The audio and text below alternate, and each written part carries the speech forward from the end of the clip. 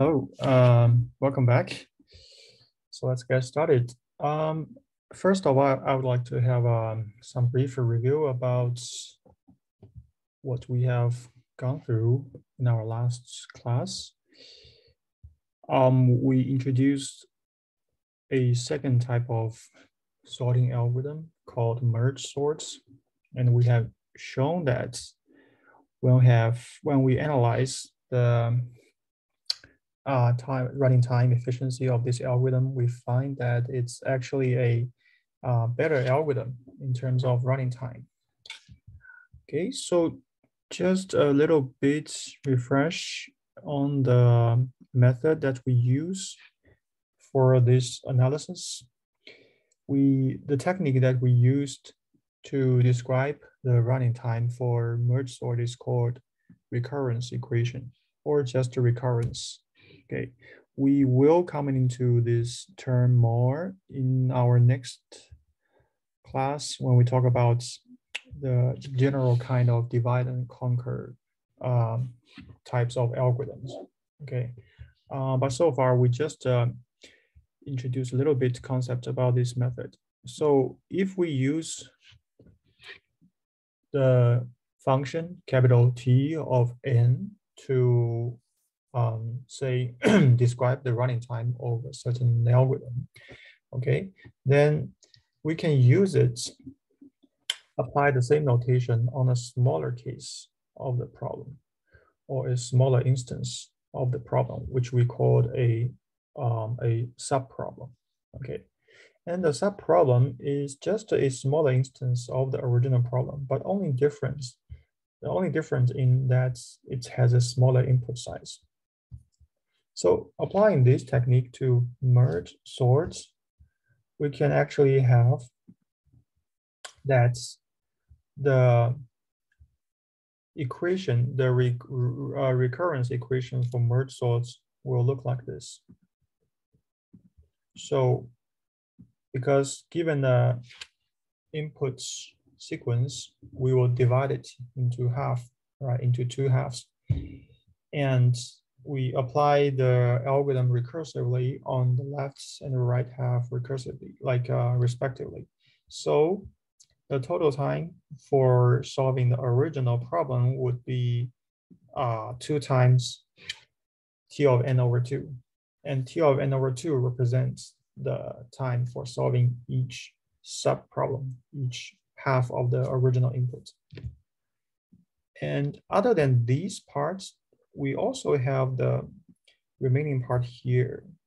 And this big theta and big theta of n and the theta of 1, they represent the costs for the dividing step and the combining step. Okay, because those processes, those two processes are not free. Okay, basically speaking, the divide step is much easier because we just find the midpoint over input sequence, right? Which basically costs you a constant amount of time. But on the other hand, the merge procedure doesn't come free, okay? In order to implement merge sort, what we did is to implement the merge procedure first, okay? Because it's where the heavy lift occurs, right? So we implement merge sort, we implement the merge procedure first. And by analyzing this procedure, we found that it actually takes big theta of n time to run a merge on the on the input array of length n. Okay, so basically, we need to take into consideration the cost, not just for dividing, but also for the combining parts. And this recursive core is for the conquering parts. All right, so taking that all into one set of equation, we will have something like this if we ignore the lower order terms, right? So what we did on the next slide is that given a complete recurrence, we will like to draw a tree-like structure by putting these functions, these already known functions into the parent node, right? And the two recursive calls into two children nodes, right? One to the left and one to the right, so that we can turn the recurrence, the right side of the recurrence into a tree-like structure. Okay. And for the T of n over 2, we further substitute the recurrences into those two children nodes, and we get further deeper nodes, right? And all those values, they get changed accordingly.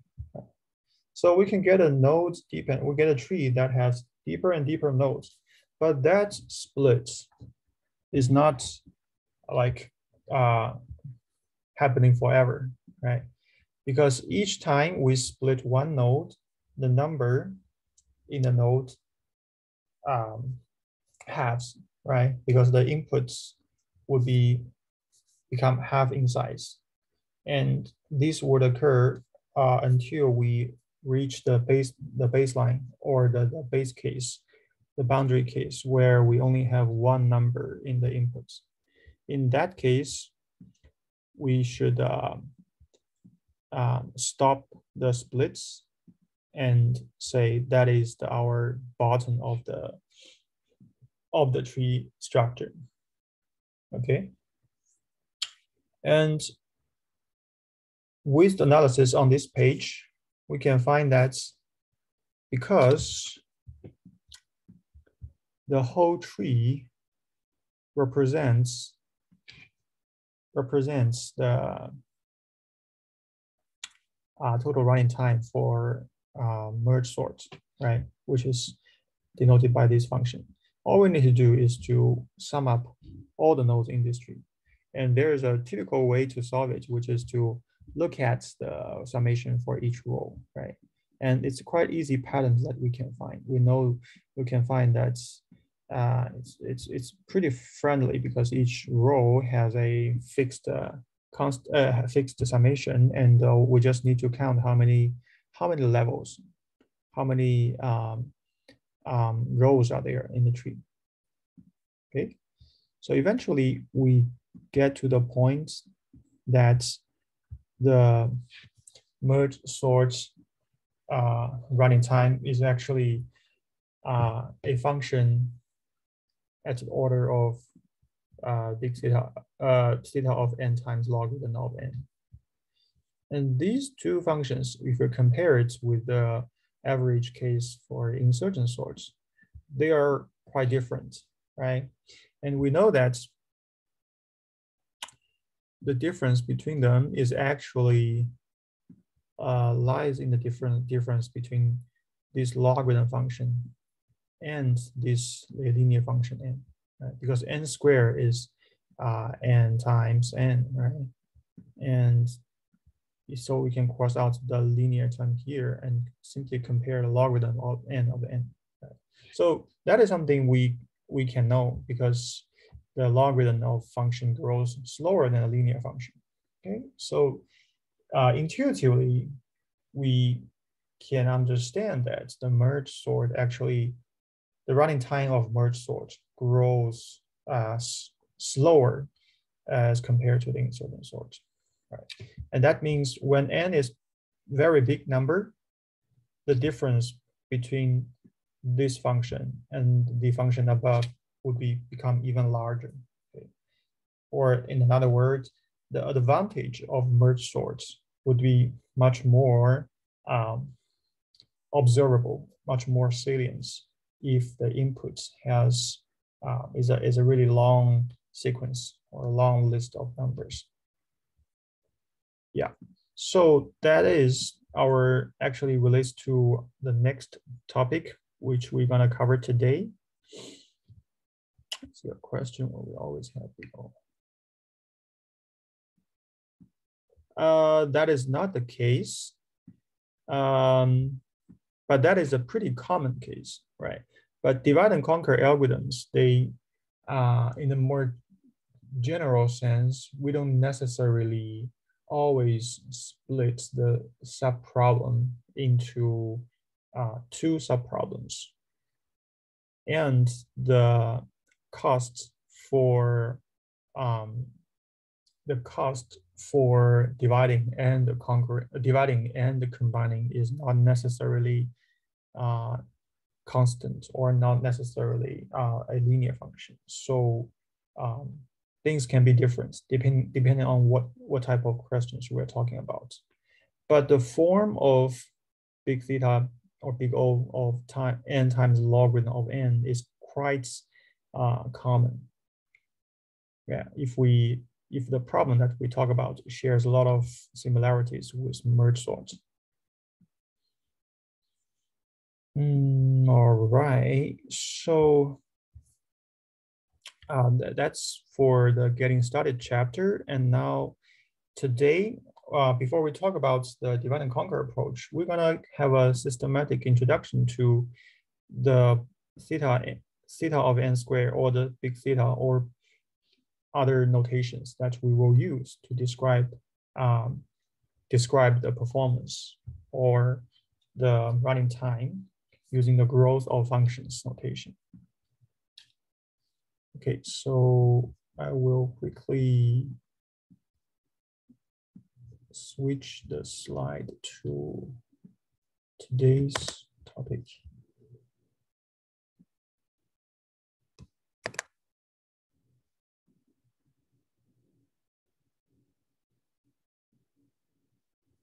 All right. Okay, so we'll look at what we mean by growth of functions. Okay, we know functions, they is a map between two variables in the simplest case, right? We have an input variable x and the output variable y, and we're studying the relationships between y and x, and we're more especially interested in how y grows with x and how fast that growth is, okay? And we already mentioned a bit that when we evaluate the performance of an algorithm, we prefer to use a function to describe the running time efficiency. This slide is already uploaded to Canvas under the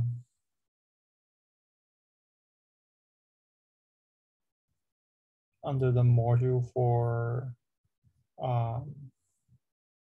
let me see. Just double check too in case. Yeah, it's already uploaded to. Oh, sorry. The growth of function module is not uploaded. Sorry. Yeah, I should have published the growth of functions module. Now it's published. Now you can see the slides. Yeah. Yeah, the first assignment is you can do it on paper, but if you can do it on tablets and by making annotations or typing into the PDF, it's also all right. Yeah. All right. Let me going back to the slide. Okay. All right. So basically, we're going to talk about the big theta, big O, and the big omega notations. Okay. These three are the most commonly used notations, mathematical notations that we use to describe the algorithm performances. And also, accordingly, there is a big O and a big omega. And we will look at it, the difference between these small notations and the big notations. And lastly, we will look at some common functions and to see what is their big theta or big O properties. Okay. All right, so a little review, which we have already gone through, right? The insert and sort and the merge sorts. They have two different functions describing their running time. So if we compare those algorithms with extreme cases, like we run the insert and sort and a really fast computer, right? So the constant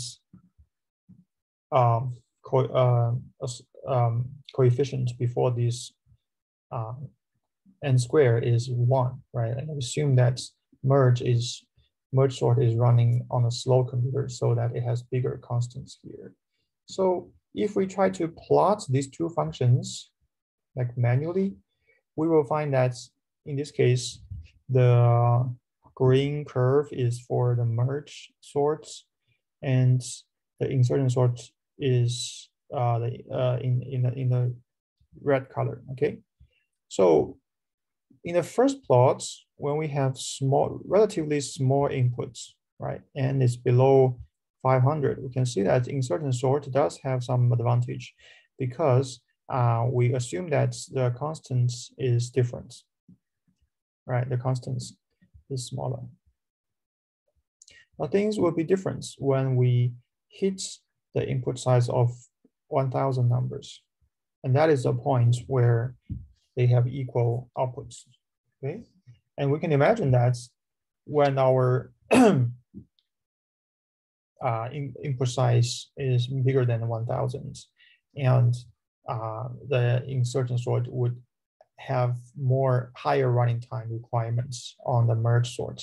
Okay, so basically, because the properties of the two functions, we can know that after these points, after these special points of n equals 1000, all the inputs, for all the inputs that's larger than 1000, the merge sort would always have better performance than the insertion sort.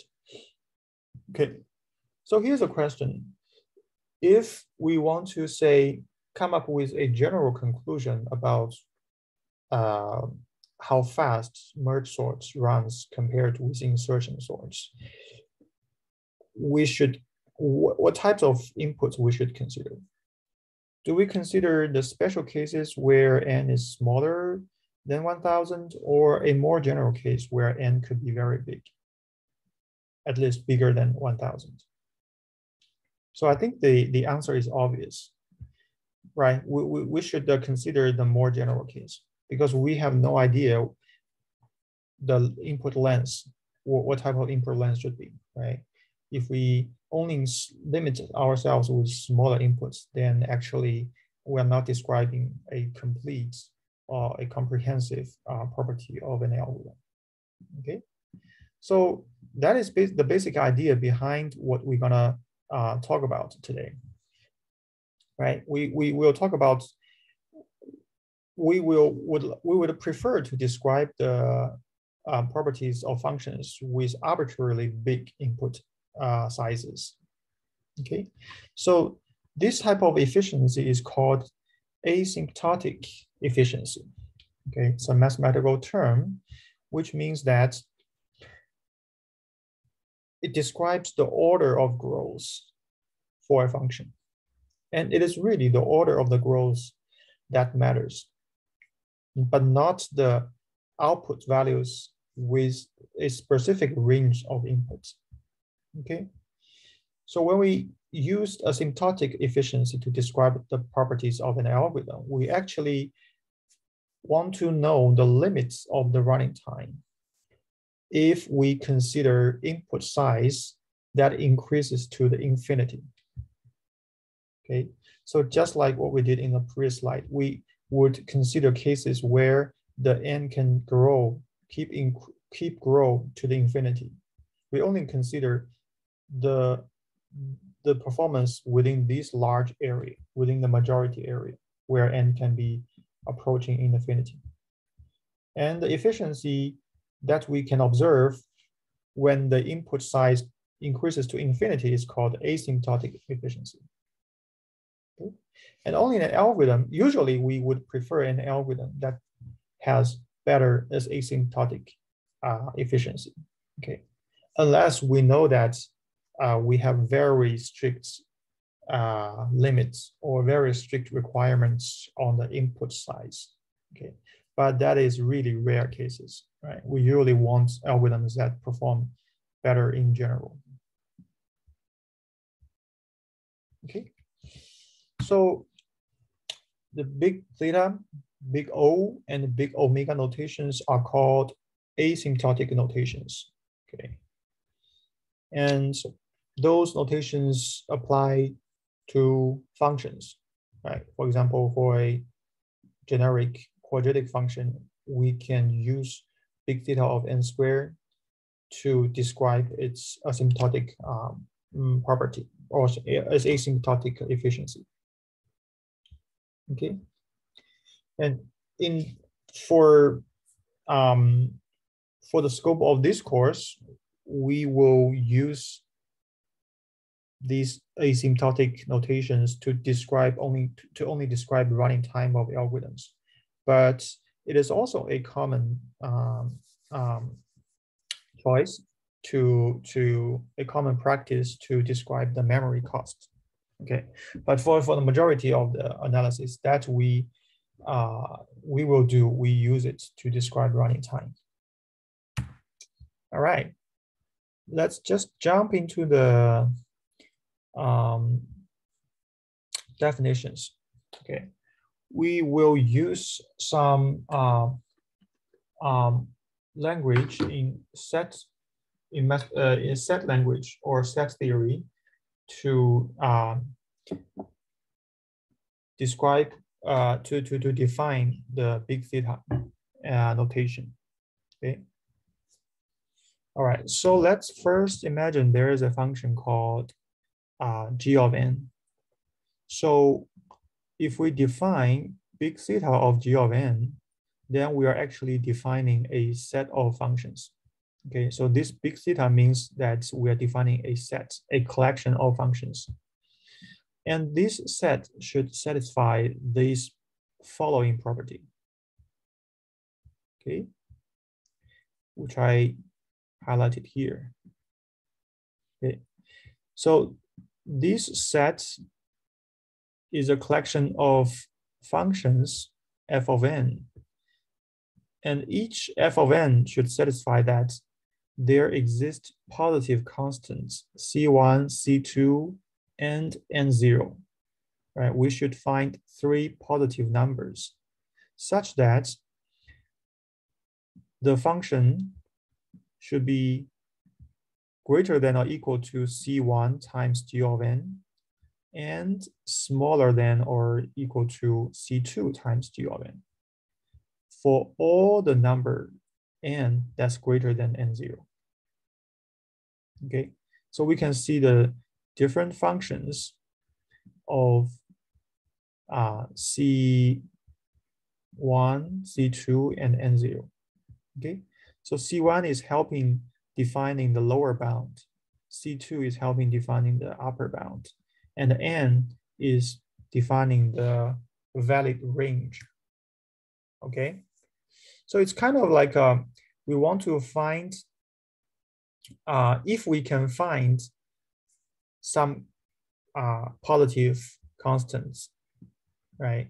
So that the f of n is always between the upper bound and lower bound defined by the g of n for any sufficiently large n, then we can say that this f of n belongs to the set of big theta of g of n. Okay, so it's like find the functions that can be sandwiched between the lower bound and upper bound. Okay, so a little ambiguity that we often come across is that in set language we should always use this symbol, which is in, right? Because big theta of a g of n is a set of function. And if a function f of n satisfy, it is within this, it belongs to this set, then we should use this symbol, right? But maybe it's just for conventional reasons or just for simplicity. When we describe the asymptotic properties for algorithms, we will just usually write f of n equals. Okay, equals, but we should know the meanings behind those equals. It actually means f of n belongs to the set of theta of g of n. All right, so that is the mathematical definition of big theta. So if we want to prove, say, if we want to prove f of n equals big theta of g of n, what we need to do is to find the constants C1, C2, and the constant 0. As long as we can show these equations, these inequalities hold, then we can actually prove this relationship.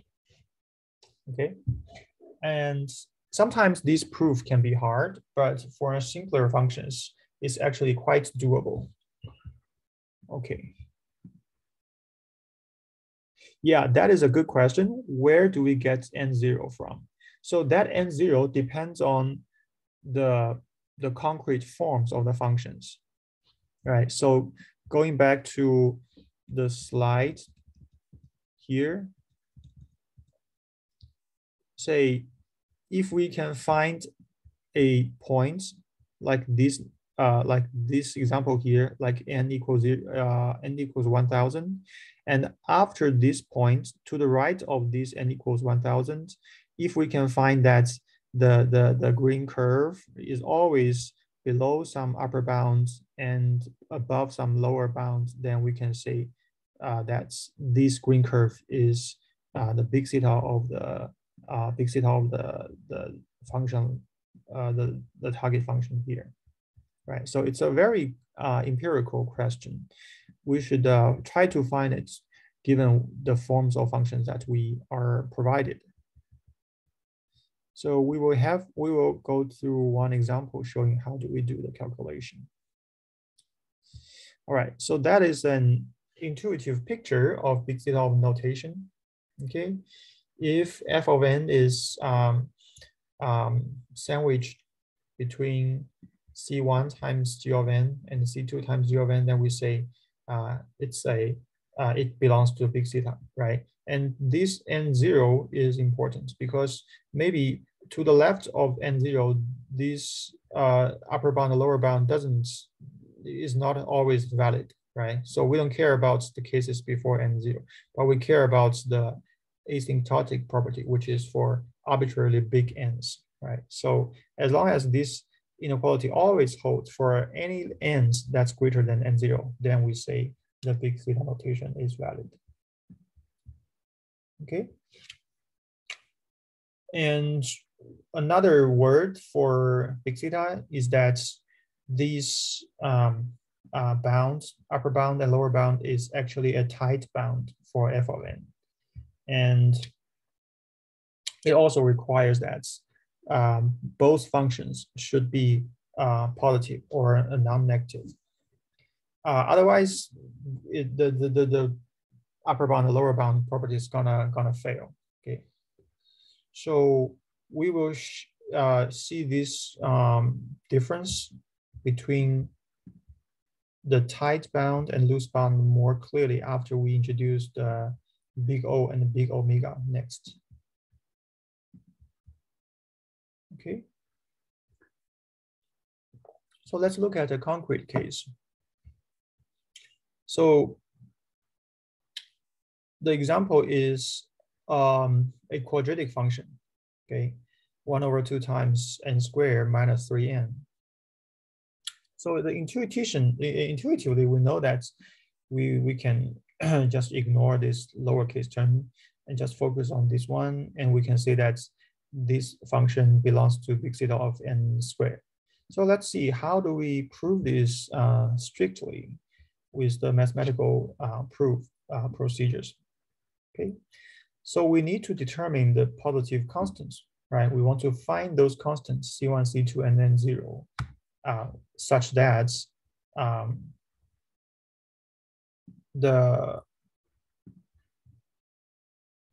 I think there's a typo here. There shouldn't be this C, okay? Such that the function, the f of n is greater than C1 times n squared and smaller than C2 times n squared, okay? For all n that's greater than n0. Okay, so what we can do here, right? Because we know that n squared is Oh, so first of all, we want to find those C1 and C2, right? So we want to move C1 and C2 to one side of the inequality.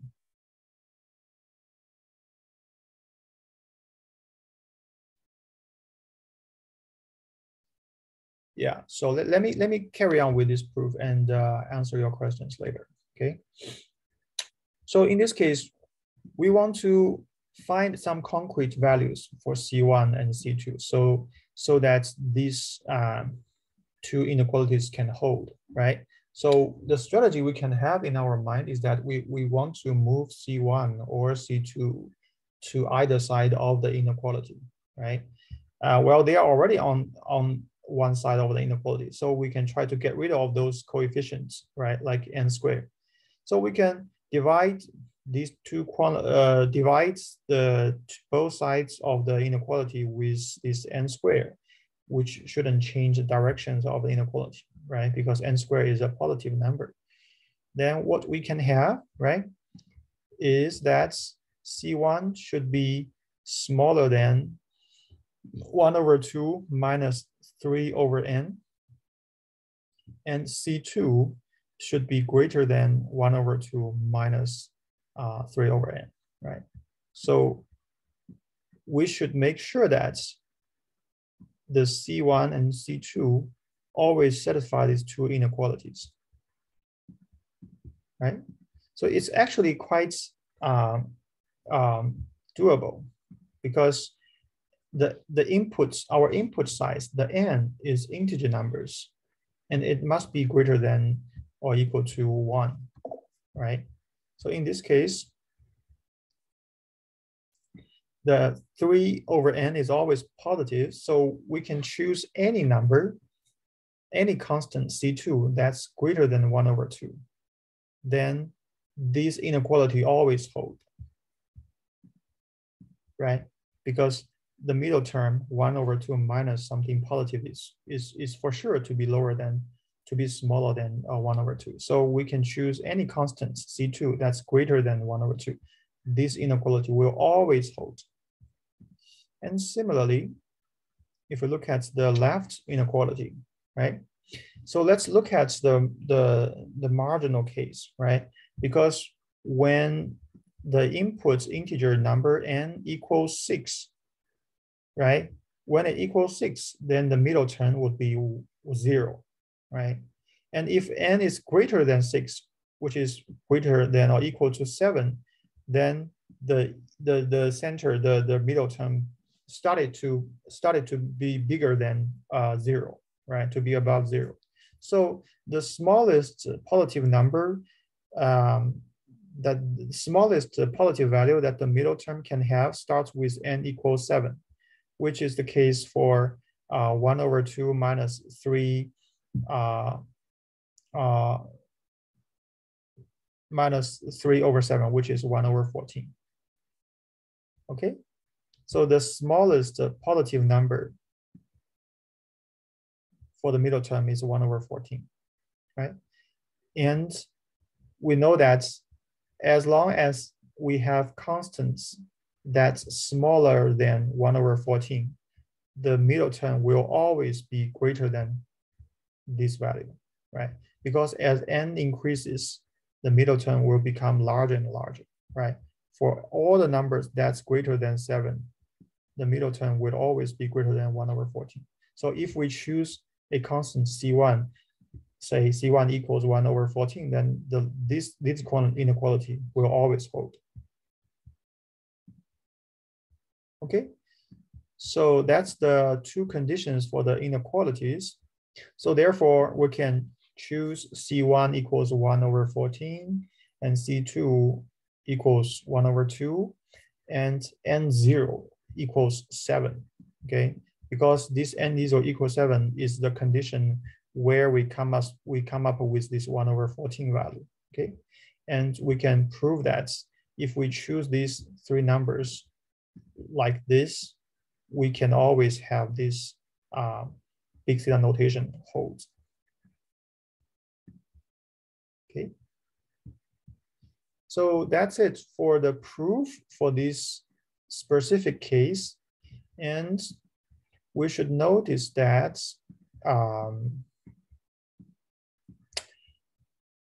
the choices for C1 and C2 and N0, they are not unique, okay? Because we can choose any numbers, any C2 that's greater than 1/2, which means C2 equals 1 also works. And also for C2, C1 equal to 1/20, 1/30 maybe, it also works, right? But the corresponding N0 can also, should also change, right? So I see the question is, why are both constants multiplied with n squared? It's because that is the largest term. Yeah, so that is the, because we want to prove this. We want to prove that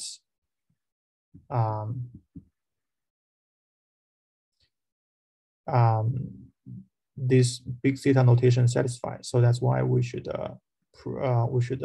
use C1 times n squared and C2 times n squared. Okay. Yeah. Yeah, the choice for n equals 2 is arbitrary in this case, right? And because n equals 2 is the first case where this middle term becomes a positive number. So for any n that's smaller than 7, we will get either 0 or a negative number. Okay, but this will, if the middle term becomes a negative number, then these inequalities will never hold, because we want to find positive constants C1, C2, and N0, right? A positive number should never be smaller than or equal to a negative number. So that's why we start with n equals 7. Okay. Yeah, so the strict proof of the big theta can be taking several steps. But if we just follow the definition of big theta, it'll be easy for for example, for simple questions, for simple functions like this, quadratic functions in this case. All right. So yeah, as I said, there could be multiple choices for C1, C2, and N0. And the point is that we just need to show that some choices exist. Okay, we don't need to, exhaustively iterate or exhaustively list all possible choices. That's not necessary. We just need to show that we can find some values that make inequalities valid. Then we have proven the big theta notation, the theta notation. Yeah. All right, so that is one example. Let's look at another example, okay? So let's see, the question is, if our function looks like it's a cube function, it's 6 times n cubed, n to the power of 3, right? So we kind of understand that it shouldn't be bounded by a quadratic function, right? A cubic function always grow faster than a quadratic function. So how do we show this? How do we prove this? Just like what we did in the previous case, right? So we can, according to the definitions of big theta, we can suppose that there exists a constant, namely C2, right? We only consider the upper bound here. We suppose that there's a constant C2 and N0 also exists, so that the target function is bounded by some quadratic function for all numbers that's greater than N0. All right, so what does it mean? Then if we can divide n squared on both sides, it will lead us that n should be less than or equal to C2 divided by 6, right? We move the 6 to the right side, okay? But obviously it's a contradiction here, right? Because we say that this inequality should hold for all n that's greater than n0, which means n can be arbitrarily big. But the resulting inequality is a contradiction to itself, right? We have to limit n that should be smaller than a constant times 6, right? But C2 is a constant. C2 cannot be infinitely big. It's not a variable. So it's a contradiction. So we cannot assume the n cube should be greater than, is bounded by this quadratic function. Okay, we take a similar way to prove this boundary. Alrighty, so there one more example that I want to show, yeah, which is a more generic quadratic function. For instance, we have this function n square plus 2 times n plus 1. Okay, we want to show f of n equals big theta of n squared. We want to show, so what we already did in the previous case is a different coefficient, but this time we want to find it's a more general form, although those numbers are specific numbers, but we will find later that even for those numbers, if we replace them with constants like a and b, we can also solve this problem. Okay, so we just need to find the C1, C2, and n0s, right? Such that they satisfy these two inequalities for all n that's greater than n0. Okay, then these inequalities become, so this time there's no way that we can get rid of this n squared by dividing it. So we take a different style. Like we can move around the highest order term. First of all, we move it C1 into the middle, right? It becomes 1 minus C1 greater than 0. And for the right inequality, we move C2 around, right? And it becomes 1 minus C2 times n squared. And it should be smaller than or equal to 0. So we have basically two inequalities, okay? And we want these both inequalities to hold, okay? And the specialty with these two inequalities is that we all want, for the red inequality, we want some quadratic function to be always greater than 0. While for the blue inequality, we want a quadratic function to be always smaller than or equal to 0. So that means we place some requirements on the coefficients of the quadratic terms, right? In what case, so think about the question, in what case we can have a quadratic function that's always positive? We can only have it when the opening is towards upwards, right? A quadratic function, right? Otherwise, we can, so when the input is like below, is smaller than these smaller roots or bigger than these bigger roots, we can have that the quadratic function is always greater than 0, right? So we have to have 1 minus C1 should be greater than 0, which means C1 should be smaller than 1, right? In order to have this blue, this red equation to hold. And on the other side, we want a quadratic function that's always smaller than 0. Then for this case, the opening should downwards of the function, right? So the coefficients 1 minus C2 should be a negative number, which means C2 should be greater than 1. Okay, so that makes our choice for C1 and C2 much narrower, right? We should only choose positive numbers, positive C1s and C2s that satisfy this quantity, okay? And we can like arbitrarily choose some numbers, right? As long as they satisfy this, so the resulting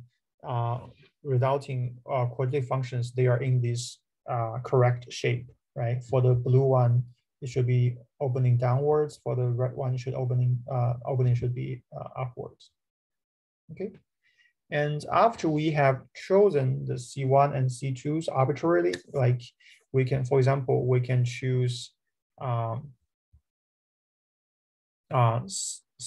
as 1/2, right?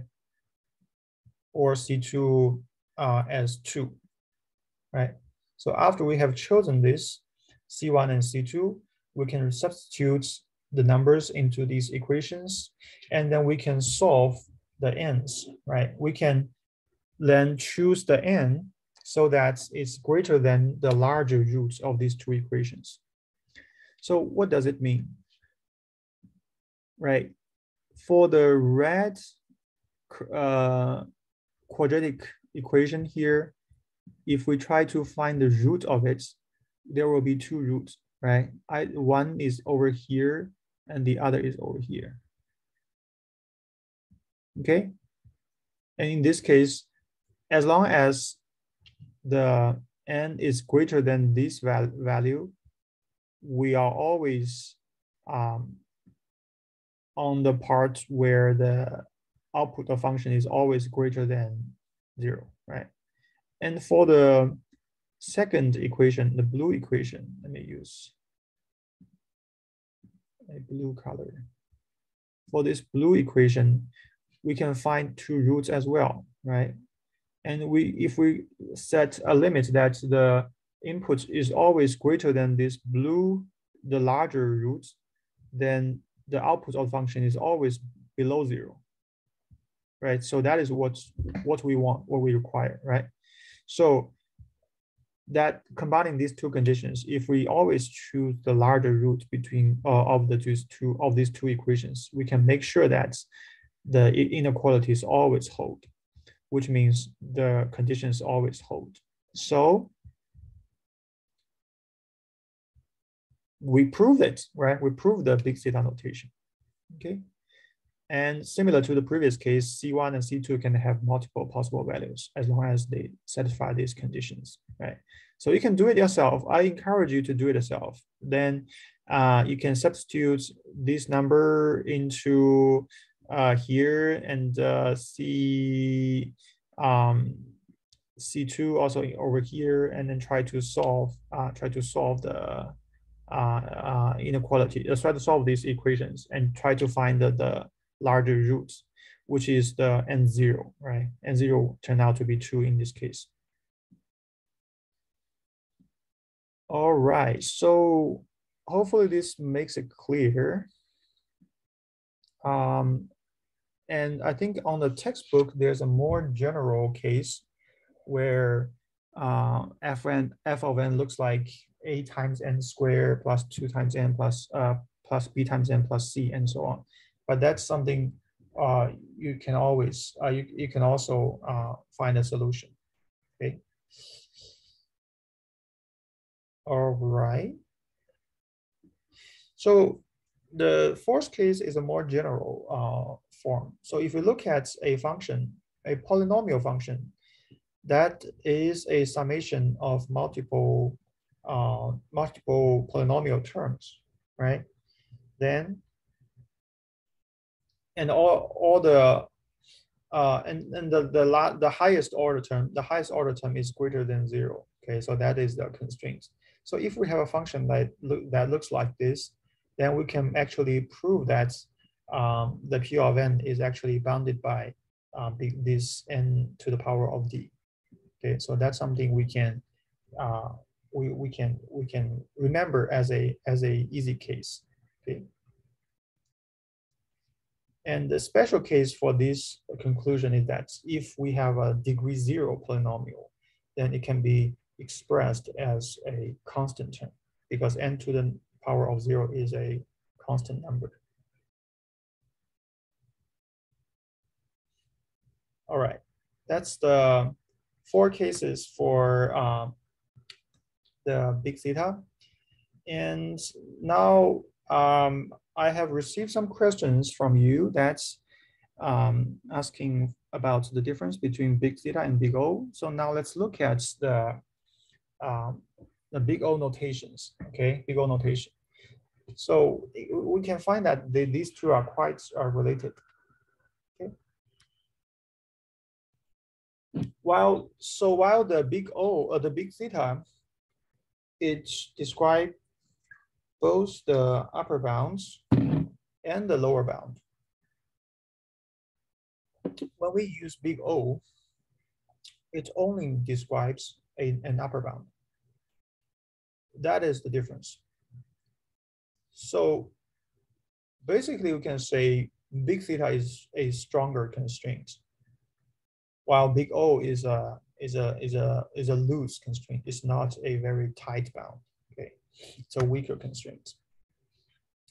So use the similar language we had. We had the used. Big O is actually a set of function, and so each member in these sets, we can find a positive constraint C and 0, so that this function is always bounded by C times G of n. Okay, but you see there's no lower bound. The lower bound is just 0, but G of n is not part of the lower bound. We only care about the upper bound for all the numbers that's greater than n0. Okay, so actually it's a quite simple difference between big theta and big N and the big O. All right, so as you can see, if we only use big O, then we just care about the upper bound. If we can find the f of n that's lower than C times G of n beyond the point of n0, then we can claim this notation. Okay. So one thing we can infer from big theta is that it always means a tight bound. If G of n is both upper bound or lower bound, then we can always claim that it's also the big O, right? Use in the upper bound using the big O notation. But the reverse is not necessary. Okay, the reverse needs to be proved, and big theta is a stronger constraint than big O. Okay. All right. So in general, we'll say theta is a tight bound. It provides more information, right? Well, whenever we told you with a big theta notation, we are telling you the upper and lower. But for the big O, well, I should probably fix the typo here. Let me quickly fix it.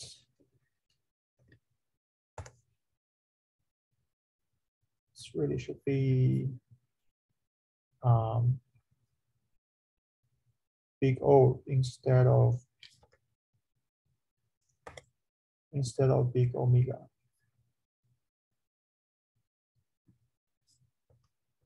Okay.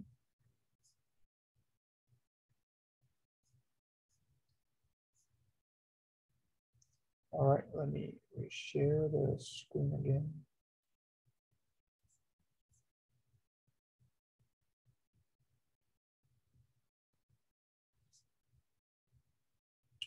Okay, so well, when we know about big theta, if we already know big theta for sure, then we also know the big O notation in this case. Okay.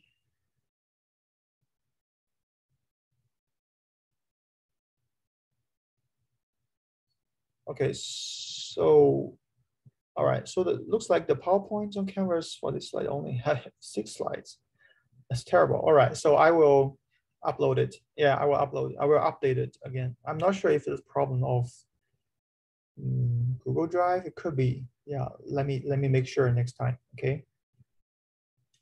Because the one I uploaded is a PDF file. Oh yeah, that's weird. That's weird. Why is there only 3 pages? Okay, I will upload it shortly after the course. All right, that's my slide here. Okay. And for any quadratic function, for example, in this case, if we can prove the big theta, then we can easily prove we just naturally prove the big omega. Okay. And for example, the big the linear function, if we think about linear function, it's also bounded by the big O.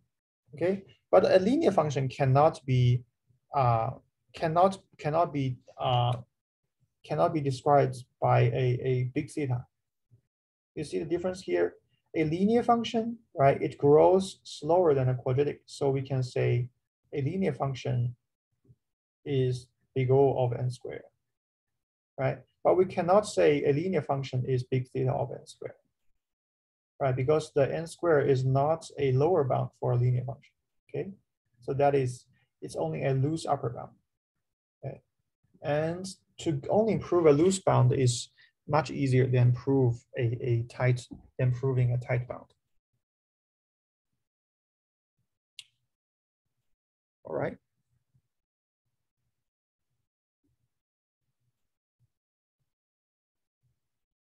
Yeah, so that's just a follow-up on the previous slide. So the big O notation only means that it's a upper bound, right? Only means that a constant multiplies G of n is a upper bound for f of n, but it doesn't claim any lower bound. It doesn't claim any how tight the upper bound it is. For example, if we compare the linear function n and n squared, well, it's always an upper bound, but it's not a tight bound, okay? All right. So that's big O, and let's see big omega. I guess you can already have a guess about what big omega means, right? We have talked about upper bound, then of course here, big omega provides a lower bound on the function, okay? So for any given function, it's just the same language that we use here. If we can find the constant c and n0 such that we can find this lower bound, right? F of n is always greater than or equal to this lower bound, then we can say, we can use the big omega notation, right? So this time to the right of n0, the f of n is always above this c times g of n. Okay, it's quite symmetric, right?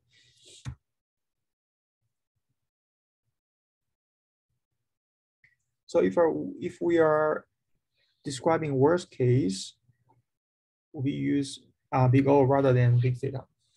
Okay, so that's a big question. It's a good question. So for example, in the insertion sort, right? We know the insertion sorts or other sorts if you have implemented before, like bubble sorts or other sorts. The insertion sort has a worst case, which is n squared. So we can use big O of it. But it seems that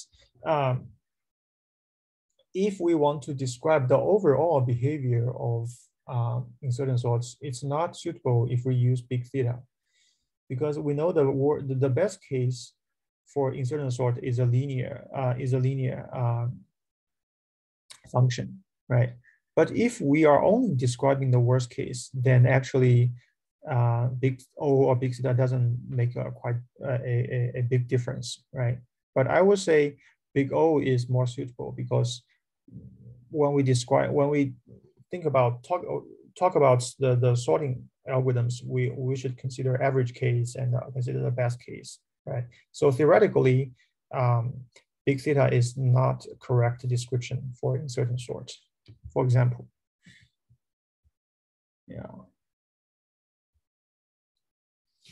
Yeah. So here the big omega, it describes a lower bound, Okay, it basically tells no matter what size of your inputs is, the running time is always has a lower bound, always has at least a constant time times g of n. So therefore, we need to consider the best case of inputs.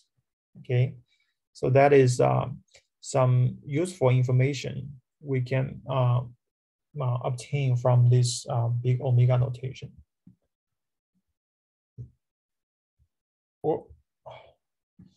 So regarding big theta, big O, and big omega notation, there's a interesting theories of these relationships between these notations. And we can use the big O and the big omega to prove big theta, right? It's quite straightforward. If we can find the big omega, if we can find the upper bound and the lower bound, and we combine these two, then naturally we have found a tight bound. Okay. All right. So let's look at the insert and sort one more time, right? That's what we did previously. We used the cost times the number of times to come up with the final running time. And we know that in the best case, the TJ should be 1, which means our T of n is a linear function, which can be described by big theta of n. And in the worst case, the running time is a quadratic function, which means it's big theta of n squared, right? But we need to overall, if we want to describe the running time for insert and sort, right, we should see that it has an upper bound that is n squared, and the lower bound that is a linear function. Okay, and the lower bound is not a n squared, right? Because we have to consider the best case. All right. So that's big O, big omega, and big theta notations. And related to these notations are the smaller notations, small o notations. So the small notations are not as common as the big O notations. So for most of the algorithms that we cover in this course, I guess I think the big O and the big omega and big theta are enough. But it's useful to look at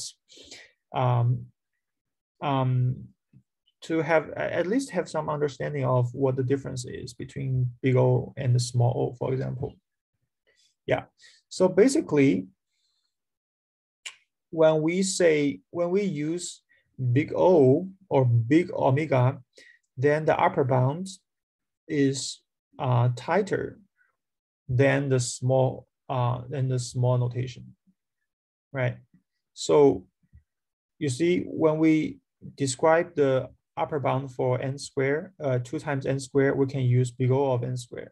But if we use a linear function, if our target function is a linear function, then this smaller O is a proper choice, because this is not a upper bound. So mathematically, it defines that the language is a little bit different here. The small o is that for any positive constant c that's greater than 0, there exists a constant n0 such that these inequalities holds. You see the difference here? For big O, we just need to find one positive constant c. If we can find one, then this definition is valid, right? But for small o, it's much harder to prove. We should prove that for all positive constants c, there always exists n0 such that the upper bound is valid. Okay, so here's the difference. We just need to prove for all the constants c, right? So we can say a linear function is always bounded by n squared, right? For all positive constants, right? but it's not true for a quadratic function compared to a quadratic function. Okay, so what basically the big O, the small o notations refers to is a fact that when we compare two functions, one of them will become really irrelevant or insignificant as the n grows infinity, right? A linear function compared to a quadratic function, no matter the constants associated with each other, as long as n is approaching infinity, then the limits will become zero. Okay. So that is the small o. And likewise, we can do the same definition for small omega, using by changing the some constants to any constant, and this time the small omega becomes a loose lower bound, right? But it's not a tight bound, right? So for example, the linear function is a loose lower bound for a quadratic function. So it's just the opposite of the previous slide, right? And that means if we compute the limits of f of n over g of n, then when n is infinity, this ratio will become infinity as well. So these two notations are not oftenly used as the big O and big O as big O and the big omega, but it's just a some additional knowledge for you to know about. All right, we still have some time. I think we can cover the remaining slides. So the big theta, big O, big omega notations can be used with a lot of flexibility. We can use them to denote anonymous functions in equations or in inequalities. For example, in the recurrence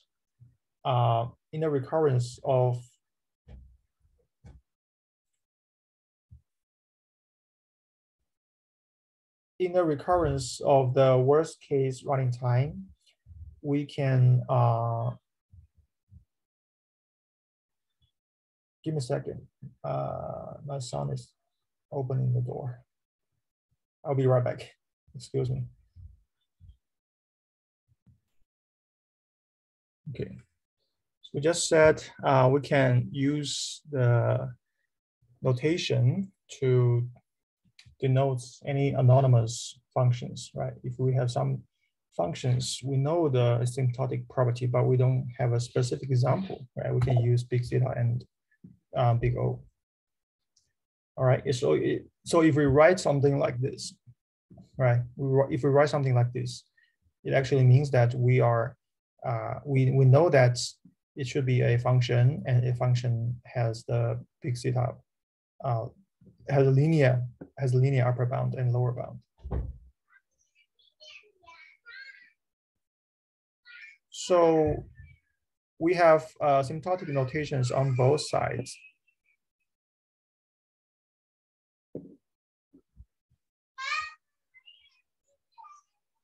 Give me a second, I will be right back. Recording. So no matter how, so in this example, 2 times n squared plus theta of n equals theta of n squared.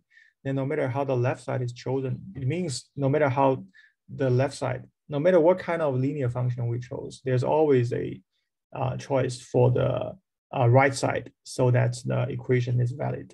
Okay, so for equations like this, we don't know the specific coefficients. We can use the big theta to represent the anonymous functions. Okay, and with the big theta, we can easily chaining the equations by ignoring the lower order terms. Okay. All right, so how about this? We have 3 more slides. let's cover this on our last lecture, because it's not going to be quite a lot. And I would recommend you to read the textbook from page 43 to 53. And the figures on this slide really summarizes the notation, the relationship between big theta, big O, and big omega. I think it's really helpful to remember the, for you to have it memorized. Okay, so that's pretty much of it. And next Thursday, for this Thursday, we will finish the remaining couple of slides, and also we will officially enter the chapter for divide and conquer algorithms. Alrighty. All right, thank you guys. Thank you so much. Bye-bye.